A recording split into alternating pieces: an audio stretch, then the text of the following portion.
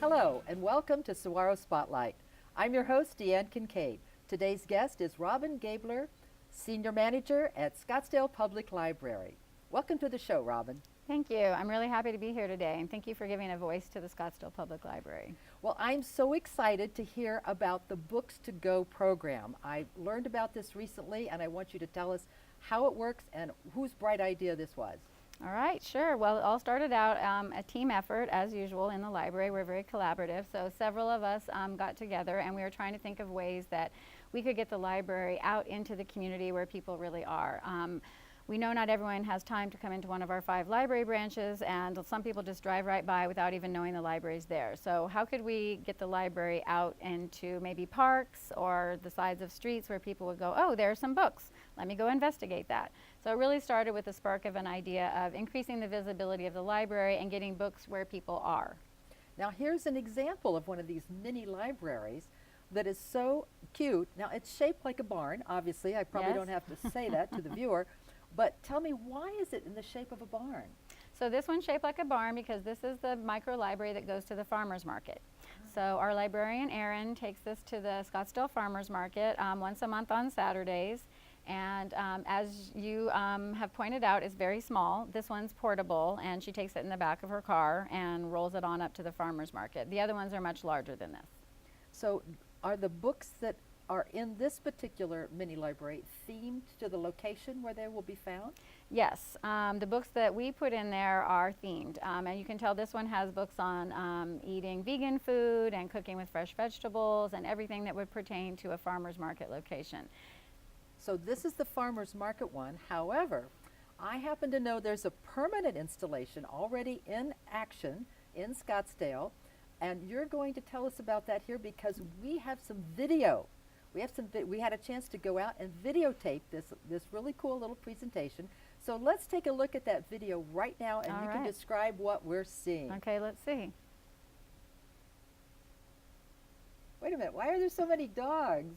All right. Well, the reason you see so many dogs is because this was shot at the off-leash area at the Chaparral Park, better known as the Chaparral Dog Park. It's one of the busiest parks in the city of Scottsdale, and that's why we decided to put our first installation there. As you can see, the micro library is shaped like a little red doghouse, much like Snoopy's doghouse. It has a little bone on it and everything. And there's a citizen who is putting in a book and taking out a book.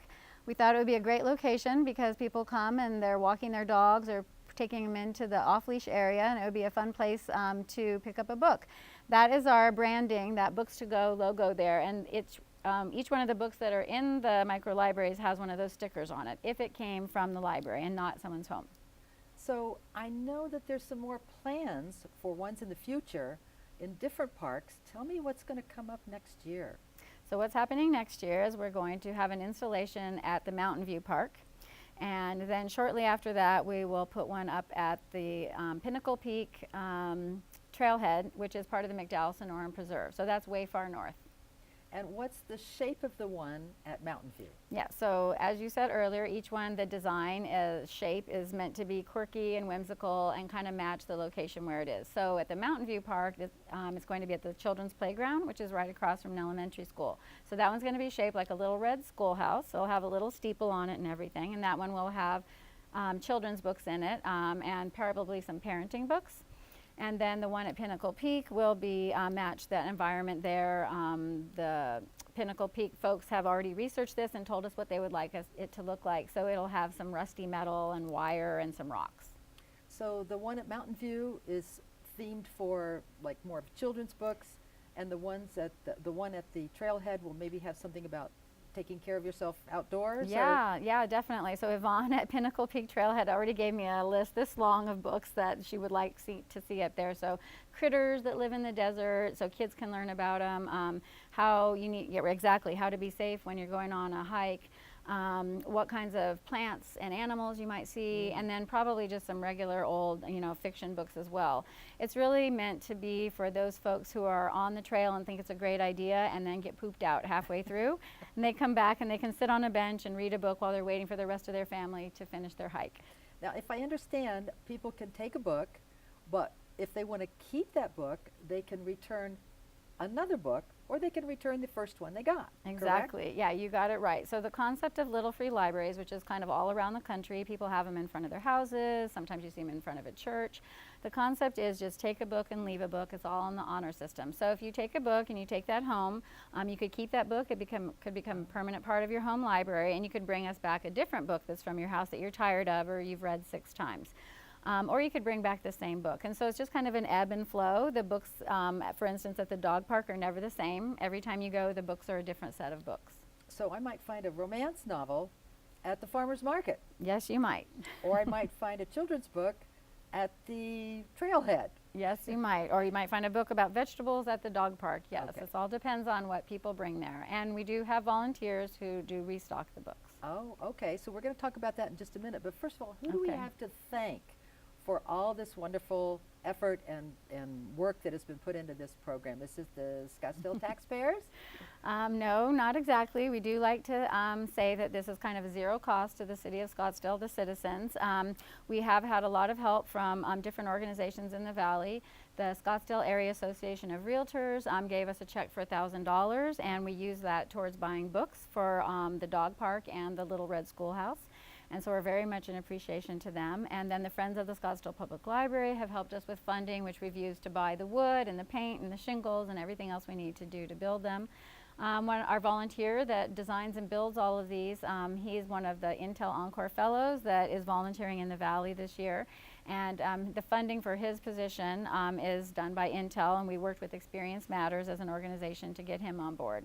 So, of course, there is some cost to the city. I mean, I'm a city employee, I'm a librarian, and I do participate in this program. So my salary, you know, and Andrew, who installs them with the backhoe and puts the cement in the ground, he's a city employee. But in general, not much cost. So you don't just send a librarian out with a shovel and stick a pole in the ground. This is very well organized. And you have one volunteer who has the sole job to design and create these. He's a carpenter, I take it, and Yes. works with the wood and everything. So we don't need another volunteer for that. But other people can volunteer by helping monitor the stock of books and making sure there's appropriate material in each one of them. Is that correct? Yes, that is correct. We currently have 2 volunteers that are working and helping us at the dog park.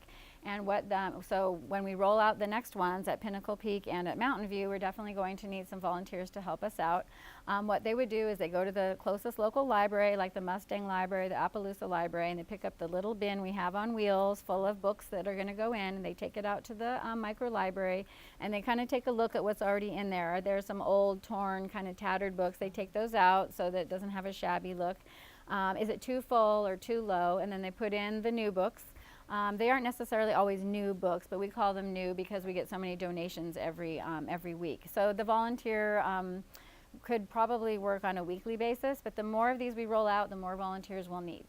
And I did forget to mention, and correct me if I'm wrong, these are made to withstand weather. Yes. We yes. didn't talk about that. I mean, But that's a good point. They can be rained on and the books don't get soggy. Yes. And in the summer, Yep, they will withstand our 115-degree summers as well as the few days of torrential rain that we know we always get. And for instance, at the dog park, the one you saw on that clip, the shingles are real shingles that will go on a house, and the paint is special paint that can withstand the elements, yes. so in the summer the books don't burst into flame. Yes, exactly, yes. Well, this sounds like a terrific project, and I'm so happy to have you on the show to tell us about it, because this is a way for the library to be accessible to people who may be too busy or not geographically located to That's get right. into a library, and they don't have to necessarily bring the book back like you do at the regular library. That's right, yep, no late fines. No late fines. There's a big advantage. Yes. So thank you so much for being on the show today, Robin. And I Thank want to you. thank our viewers for tuning in to Saguaro Spotlight. I'm your host, Deanne Kincaid. Thanks for watching. I love the fact